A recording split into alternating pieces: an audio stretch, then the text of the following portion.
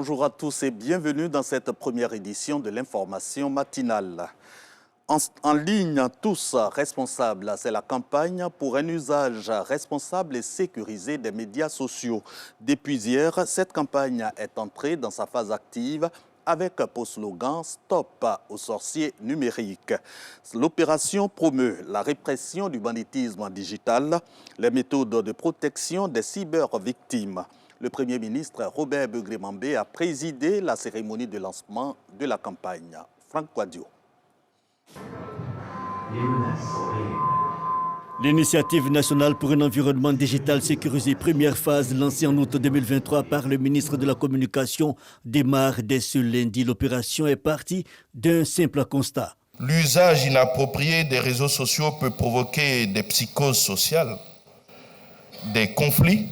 Vous vous souvenez très certainement, en ce qui concerne la Côte d'Ivoire, le conflit communautaire qu'il y a eu avec les populations nigériennes face à une infox qui avait été diffusée. Il fallait donc agir et la Côte d'Ivoire, à l'instar des autres nations, a renforcé son dispositif législatif et son système d'alerte à l'infox. Le sens de ce concept, hashtag en ligne tous responsables, dont découle le slogan « Stop aux sorciers numériques ». Cette campagne vise à éduquer et sensibiliser le public sur l'importance d'une utilisation responsable des outils numériques et des réseaux sociaux. Nous abordons ce jour une nouvelle étape tout aussi ambitieuse. Le slogan audacieux « Stop aux sorciers numériques » que nous lançons aujourd'hui résonne avec une force particulière.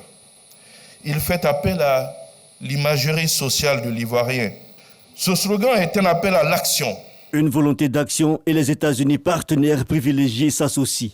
Le gouvernement américain est heureux de soutenir la campagne ivoirienne que vous avez vue aujourd'hui, en ligne tous responsables, qui vise à promouvoir une utilisation civique responsable des réseaux sociaux.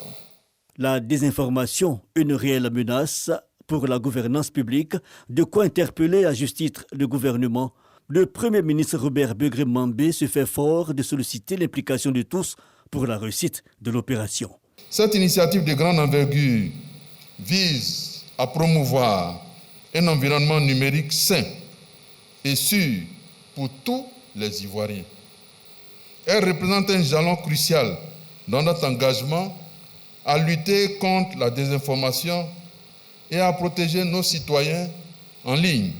Mesdames et messieurs, le slogan « Stop aux sorciers numériques » qui accompagne cette première phase de l'initiative nationale pour un environnement digital respectueux et sécurisé appelle chaque citoyen à jouer un rôle actif dans la lutte contre la désinformation.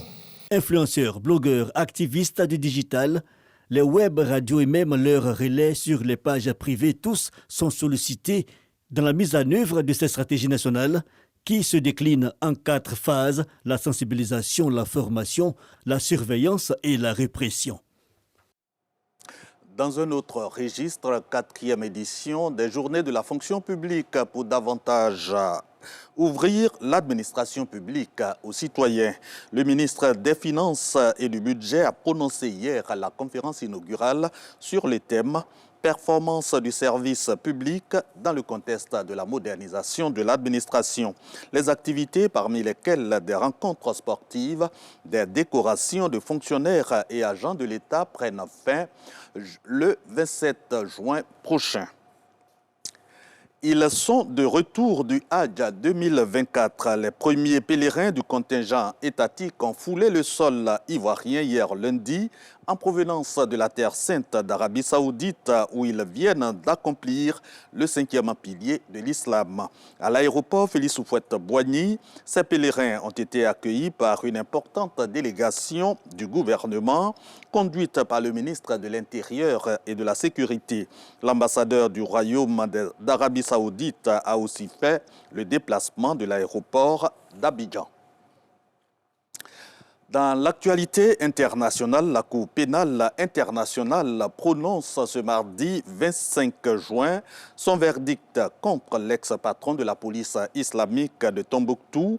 Abdulaziz Alassane répond de crimes contre l'humanité et crimes de guerre lors de l'occupation du Nord Mali par les groupes djihadistes. Le fondateur de Wikileaks, lui, est libre après un accord avec la justice américaine. Julian Assange quitte donc le Royaume-Uni et la prison de haute sécurité près de Londres où il était détenu depuis 5 ans. Merci de votre attention. À 7 heures, on se retrouve pour le deuxième point de l'actualité.